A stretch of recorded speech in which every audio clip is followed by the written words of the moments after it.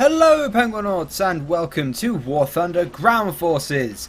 Beardy, why is your tank backwards? Excellent question, inquisitive subscriber, but I have deceived you. It isn't the tank that's backwards, it's the gun. All joking aside, this is the self-propelled 17-pounder, or more commonly known as the Archer, and it's about to enter the danger zone! Sorry, I couldn't resist. Anyway, I can hear you all crying. Beardy, why would you ever put the gun on backwards? Well, to answer that question, you need to know what a tank destroyer actually is. In World War II, most tanks weren't actually designed to destroy other tanks. Instead, they were used to support the infantry. This often involved urban fighting, hence the need for a fully traversable turret. A tank destroyer, on the other hand, was usually an obsolete tank or armoured vehicle with a massive gun bolted onto it with the specific purpose of blowing up enemy tanks. They usually didn't have fully traversable turrets, but in a defensive role they didn't really need them. Now, Britain didn't really have much interest in developing tank destroyers until they saw the success of the German Panzerjägers and Stugs. The first attempt at a tank destroyer was in 1942 in the form of the 3-inch gun carrier. It had the chassis of a Churchill tank and a 3-inch anti-aircraft gun, and a total of 50 were completed, but they never saw combat, since it was hoped that the American M10 Wolverine would soon be available in numbers. But this soon turned out not to be the case, so Vickers Armstrong decided to try and jam a 17-pounder gun on any vehicle that could take it. The Crusader chassis was considered, but the Valentine chassis was eventually chosen since it was in production and was very reliable despite its obsolescence. The Valentine hull was too small for the gun to be mounted in a turret, so it was put in a simple armoured box.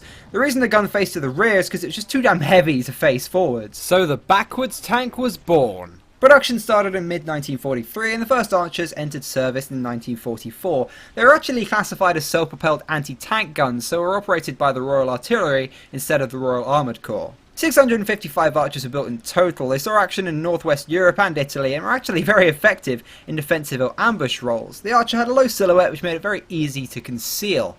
Furthermore, with the gun facing backwards, the Archer could fire at the enemy and then quickly withdraw without having to turn around. Of course, the M10 Wolverine was superior in pretty much every way, but nonetheless, the Archer was a pretty successful reuse of the outdated Valentine chassis, and it certainly gives War Thunder players a good laugh whenever they see it on the battlefield. But Beardy, I hear you cry again. How do I use the Archer effectively in War Thunder? It keeps getting blown up if a Panzer IV so much as looks at it funny. Well, the short answer is you can't. It's a piece of crap. It is a terrible, terrible armoured vehicle. Okay, it was alright in real life, but in War Thunder, where everyone starts on an even playing field and you don't have hours to camouflage your Archer and lie in wait, it's really just terrible. You're better off just not buying it and then just, well, buying it and then just immediately going on to the M10 Achilles afterwards, which was lent to Britain by America during Lend-Lease.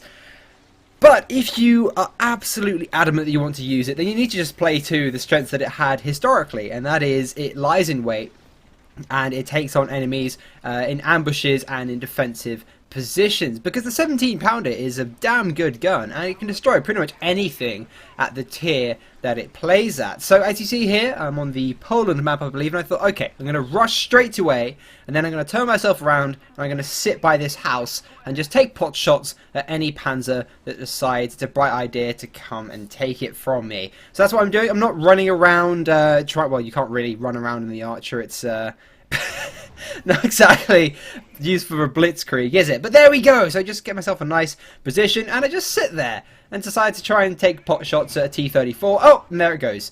Second shot, knocked it out. 17-pounder gun, as I said, very, very good gun. It's just the vehicle it's mounted on has got walls about as thick as, well, I think it would be actually insulting to tissue paper to say that they're that thick.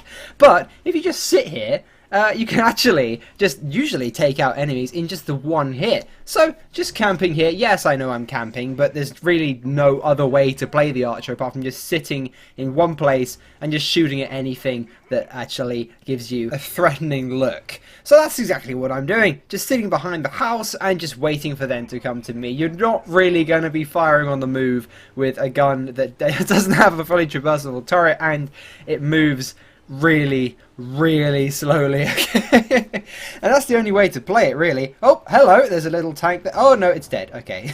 Better safe than sorry. But it doesn't have any machine guns or anything, so you can't just fire a few little pot shots into it to see if it's dead or not. And I wasn't taking any chances, so I thought, okay, just gonna put put a 3-inch shell into it and just check that it's dead. The enemy has actually taken A, so I think, okay, you know what? We're going to slowly move up, steadily, very carefully move up. Because as I said, the archer is not designed to take hits or move particularly quickly. So you just let your teammates move forward, let your teammates take the bulk of the damage and secure the area. Then you just move forward to provide fire support and take out any enemies that get too close. And maybe some long-range artillery if you're actually good at aiming, which I am very much not.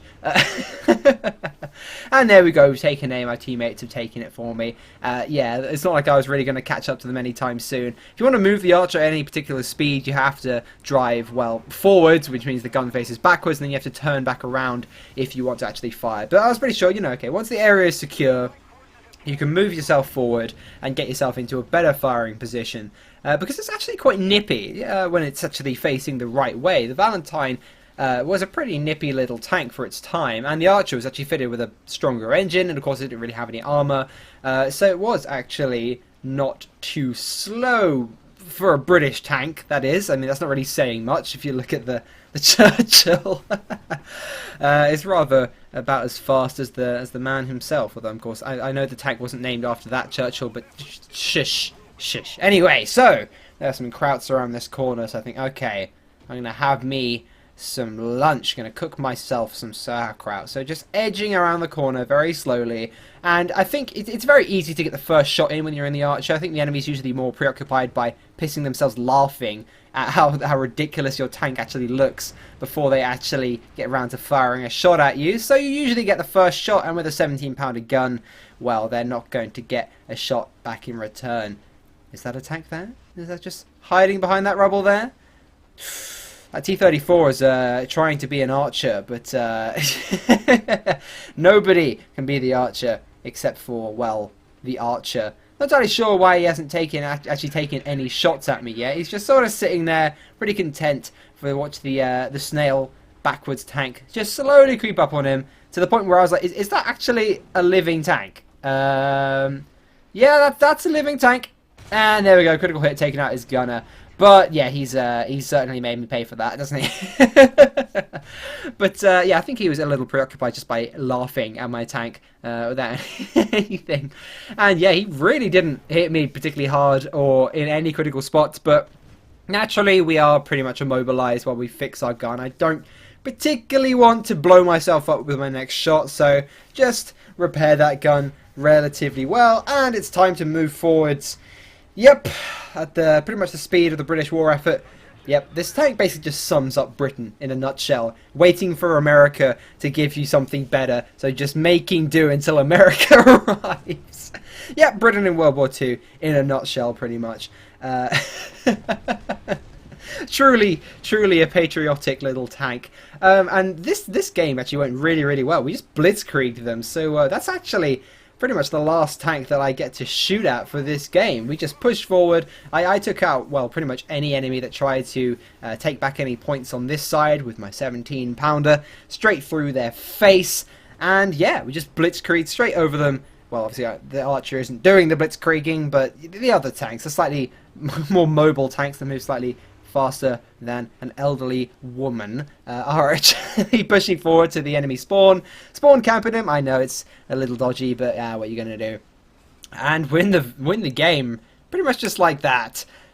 This was almost certainly not because I was here in the Archer. I'm sure if I'd been in an actual tank, I probably would have won even faster. But you know, as it stands, the Archer isn't awful. It's just not very good, really.